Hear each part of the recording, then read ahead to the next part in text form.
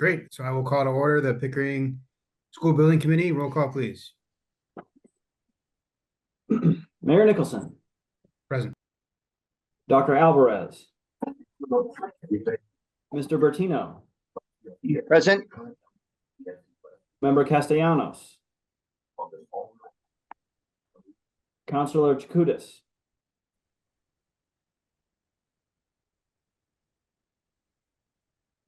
Mr. Donovan,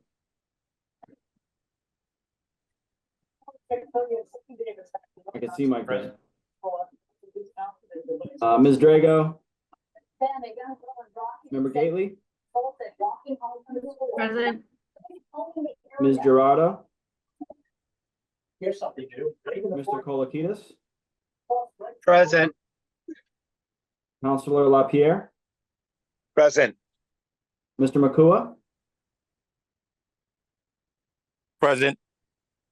Mr. Mannion, Mr. Marlin, Present. Mayor McGee, Present. Councilor Meany, Ms. Miller, Mr. Ridley, Present. Mr. Rittershouse, Present. Ms. Ruggiero, Mr. Smart. Yep. Present. Thank you. We do have a quorum of 12. Great. Thank you. Go ahead and share my screen.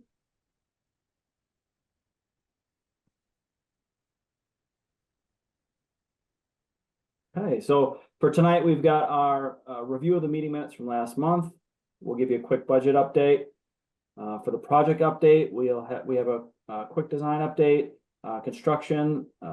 Consigli is going to walk us through what's going on site at present and sort of what's been going on since the last meeting. We'll give you a quick procurement update. For the schedule, we'll show you where we are on the project schedule. We'll go through the upcoming SBC meetings, and then we'll do a quick recap on the Lynn Side Out event and final details for the groundbreaking ceremony happening this Friday.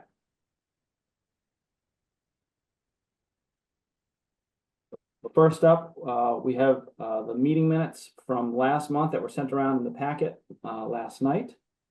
Seeking a motion to approve. Second. All in favor? Aye. Aye. Aye. Aye. Aye. Opposed? Ayes have it. Thank you. All right, Lynn, are you on? I saw you on the call. Yes, I am. I'll take Would you you like to through the walk budget everyone real through? quickly. Yes, please. We are 34% of the full budget committed to date, and we've expended 9%. We are just about to complete the 90% construction documents, and we have started the estimating on those, on the estimating set that was sent out last week. Next.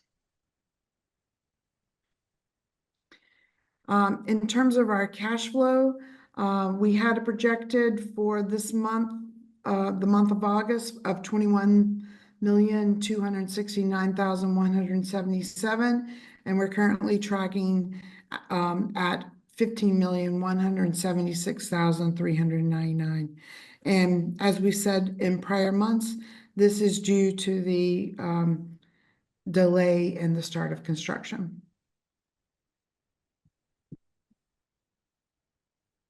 As you can see on the graph, we will catch up with that spending later in construction. Thank you for that. Stephen, I did some bullet points here. Either I can run through them, or if you'd like to run through them and let everyone know what the design team has been doing and what is sort of upcoming. You can go through it, Craig. That's fine. Fantastic. So the district did respond to the MSBA's 60% CD review comments. That was the last package. Those were submitted to them August 19th, sort of fulfilling that obligation. The final estimating set, as Lynn was mentioning, was issued to Consigli and PM&C. Those are the two folks who are going to be doing cost estimating. on September 6th, and they're working away on that. September 27th is when we expect to have those back. And then we'll reconcile them the following week. Oh, there we go. The week of September 30th to October 4th. Once we have that in hand, we will prepare, our RDA, along with the rest of the team, will prepare the 90% CD submission to the MSBA. While that's going on, or in parallel, RDA is working towards 100% construction documents. The date that is planned to go out to bid is November 15th, so coming up pretty quickly. And just a note that RDA continues to go on site. They have a representative, John Bartecki, who goes out 2 or even 3 times a week to help with that process. Right now, as Brandon will go through in a few minutes, right now they're working on the early packages. Keep that moving along, and then after November 15th, the main package will receive bids from that main package, and then start in earnest on the building at the end of the year. Steven, anything I missed?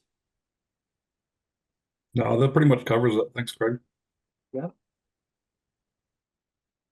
So now, Brandon, if you would walk everyone through, I've got 2 slides for the so the overall logistics plan, and then a bunch of photos. And so Brandon's going to take us through those. Yes, good evening, everyone. So the logistics plan you have on screen here is where we were set up for the summer break. You can see we're working on what is now the temporary playground, turned over for the school year behind existing Sisson Elementary.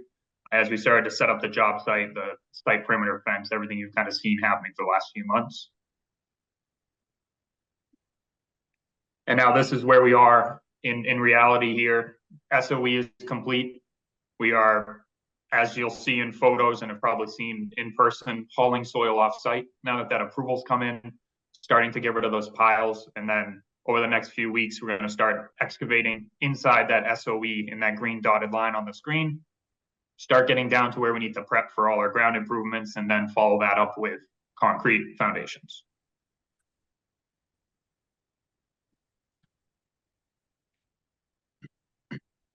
So the photo here on the left is a picture of our laydown area that we've created, the temporary parking storage type area, as well as the construction trailers, where our team, the owner's team, architect, that's where we sit each day on site.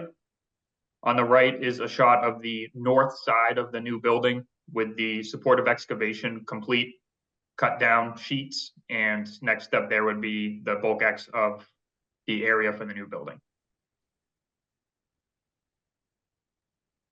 On the left here, that photo is of the sheets completed behind Sisson, which then enabled us to complete the big block retaining wall. And on the right is a shot of the east side of the existing school, essentially from the vantage point of where the old modulars were. Those have obviously since been removed, and now those sheets are complete, and we've set ourselves up with the temp egress out of that school and barricaded ourselves away, separation from the existing school. This is another shot of the supportive excavation. This is on the east side of where the new school will be, showing all the safety rails that are in place so that once we do start excavating, we'll have a safe job site on both sides of that SOE.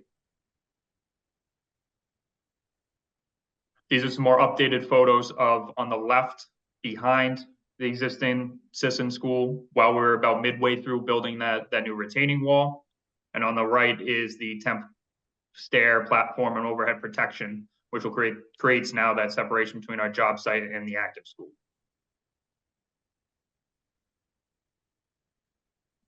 On the left, again, another shot of the backside of, or south side of the existing Sisson school, right before we started to excavate to install the infiltration system that is underneath that temporary playground area. And on the right is one of the many soil stockpiles I'm sure you've seen driving by. Again, that's where we are mainly focused for this week, next week, and the week after, is hauling off all these soils on site that we've stockpiled to the appropriate disposal facilities, and then starting on the bulk X of the building. The photo on the left is on the top side of the new retaining wall with the temporary pathway on the backside outside of the existing school. And on the right is a shot of one of the sewer manholes we put in, again, within that Sisson playground area, but it allowed us to get that retaining wall in and some of that underground done before we put that temp playground in. More progress shots of the retaining wall on the south side of Sisson on the left, and then partially through the subgrade of the infiltration system right underneath that playground on the right. Another progress photo of the infiltration system as we completed that install. And then on the right, we did install a second temporary MWRA crossing bridge, which was in our logistics plan, creating a little more access through the site, so we're not so separated between our laydown area and the new building. And these are two shots of the temporary playground that we turned over at the beginning of September. And also, I'm sure Craig will allude to it, where we'll be having our groundbreaking ceremony later this week. Another shot on the left of the more completed look of the new retaining wall, the temporary playground, and then also on the construction side of that fence, what our second MWRA crossing looks like. And on the right was with support of our site work sub, doing some more test pits to continue with the soil testing required to continuously ensure we can dispose of the required soils to the facilities that need it. There's another shot of more test pits that were needed for the area within the existing building. Again, we did additional testing to ensure that we have all the info we need, that the facilities are constantly looking for, that come in at a certain frequency based on the facility. So making sure we're staying ahead of that so we don't have any roadblocks. Awesome. Thank you, Brandon. I'd like to pause here for a moment and see if there are any questions. Fantastic. Next up is a quick snapshot of where we are with procurement. I think at a previous meeting, we had described the whole pre-qualifications process, the process of receiving information from interested contractors. So we are doing that. We've done that for the early packages, and now we're in that process for the main package, that November 15th package I was mentioning earlier. So we broke it up into two chunks. All of the trade contractors in this main package, except for mechanical, electrical, and plumbing. And then another chunk, which is just the mechanical, electrical, and plumbing. The reason why we broke it up that way has to do with the IRA program, which we are seeking money from. So there are special requirements for any of the trade contractors who are doing work eligible for that tax credit. So we've Consigli and their in-house counsel and the city's tax attorney work together to craft that language. And so we now have that. So we're putting that out actually tomorrow, next Wednesday. We're anticipating all of the qualification packages to be in hand by October 9th. And then we'll go through the process of reviewing those. And then, as I mentioned earlier, the bid documents will be available November 15th. They'll have interested contractors or pre-approved, pre-qualified trade contractors will have a few weeks to put their bids together, and bids from both the trade contractors and the non-trade contractors are anticipated for December 12th.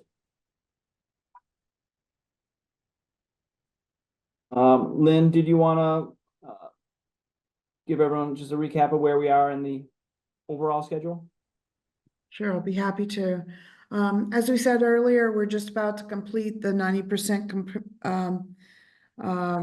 construction documents. We've got a few weeks of making sure the budget's in alignment, the estimates are in alignment with the budget, and then we will submit the binder and all of the information on October 21st to MSBA. We are in the midst of the first 3 early bid packages of construction. with the final bid package going out to bid on November 15th, as Craig said. We will be starting construction in earnest as soon as we get the GMP finalized, which is anticipated sometime in January. And from that point on, we'll be full steam ahead, trying to get the school completed and ready for a January 2027 school opening.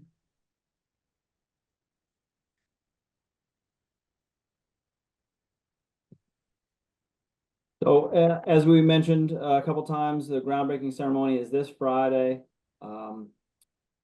Our next meeting of this committee will be October 16th. At that, prior to that, we will distribute the draft 90% CD submission so that on the 16th, this committee can take a vote on to approve it and authorize us to transmit it to the MSBA, which I have on here is October 18th, but I think we've as a team, we've decided it's actually going to be the following Monday, October 21st. Then we'll have, moving into November, similar process, but for that final submission prior to November 13th, we'll provide you with a draft copy on November 13th. So Craig, there is no vote on the 100% submission? Okay. So disregard this part. Yeah, no, and the 100% submission only goes to MSBA when we're ready to submit the schedule of values for the GMP. Fantastic. All right, thank you for that correction. Any questions about schedule? Just a quick recap of the Lynn Side Out event. So overall, it was a perfect weather for it, a lot of fun. It was good attendance. The project did have a table set up. We got to talk to lots of neighbors and folks who went to the school when they were young. It was a lot of conversation, teachers coming over, either currently at Pickering or former teachers, or even just teachers in general who are interested in it. So it was a good opportunity to kind of engage with the public. Stephen was there from RDA, as well as his colleague Molly Paris. Stephen, any closing thoughts or summaries? No, I thought it was really well attended, well organized. There was a lot of foot traffic, so it was great. Yeah, not much else to add. You know, some comments about rats a little bit, and a lot of good feedback from teachers who are happy to see, you know, some of the spaces that are going to be included in the school. So, thank you. And then the next big event, the groundbreaking event, as Brandon had mentioned earlier, the location for the event is so it's this Friday, 10 a.m. Rain or shine. It looks like it might be a little rainy, so everyone bring your umbrellas. It's going to be on the blacktop behind the existing Pickering, in between Pickering and the Little League field. We are going to stay in the public way. We're not going to go on the actual construction site. The construction site will be right behind us, so it'll be good for, you know, the photo ops, and everyone will be able to peek over to see what's going on back there. But we will stay in the public area. And then we have the mayor's office has put together this program. So we've got a list of speakers. It looks like it's going to be an interesting and an exciting event. And then at the end of the speaking, there'll be an opportunity for some photos. The city has hired a professional photographer, so there'll be opportunity for anyone to grab a hold of one of those ceremonial shovels and do a photo. Hopefully we can do a photo of this, the school building committee. I think that would be a great one to have. Any questions about the groundbreaking event? Fantastic. So just our closing reminder about the website and the YouTube channel. All those photos that we were showing that Brandon walked us through, those are all available on the website with brief captions, so members of the public can, they're organized by week, so members of the public can, you know, keep informed and kind of see behind the curtain there. That is all we have. Great, thank you, Craig, and thanks to you and the RDA team for being there on Lynn's side. We appreciate it, and then for all these updates, and look forward to seeing as many of you who can join us on Friday. Rich? Oh, sorry. So quick, parking. Is there any place we should be recommending to park in? Mr. Mayor, I wonder if we could actually get that Santander Bank, I don't know who owns it now, if they would allow us to have people park there and walk over. It's a short walk. I don't know how many people are going to come, but kind of where we're going to have people park might be a thing to think about. That's it. Yeah, we can look into that. Absolutely.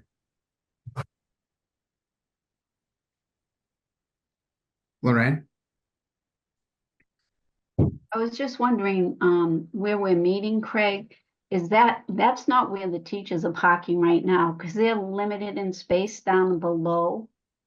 Isn't the playground after that space? Isn't that where it's gonna be? Yes, thank you for clarifying that. So yes, we're leaving the teacher parking alone, so people will walk through that parking area, and then a portion of the temporary playground, which was recently turned over, is going to be used for setup and the event. And the students will have access, not during the event, but you know, before and after, to the other portion of the playground. But yes, that's a great point. So we'll actually, as you're walking, go all the way into as far as you can go until the construction fence stops you.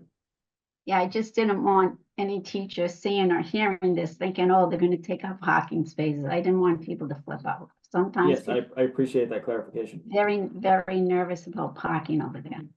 The teachers will be in school though by that time, so they're going to already have the I'm not spaces. talking, I would recommend we go up on the municipal and tell parking not to ticket folks that might be spending an hour or so up by Rollies and Lazy Dog and utilize that space for parking, because Rollies and Lazy Dog don't usually get rolling until lunchtime, which is Yeah. afternoon. So I would recommend along that edge of Rhinefest Field as well. There's additional parking spaces. But as Rich said, we're not sure what the turnout's going to be.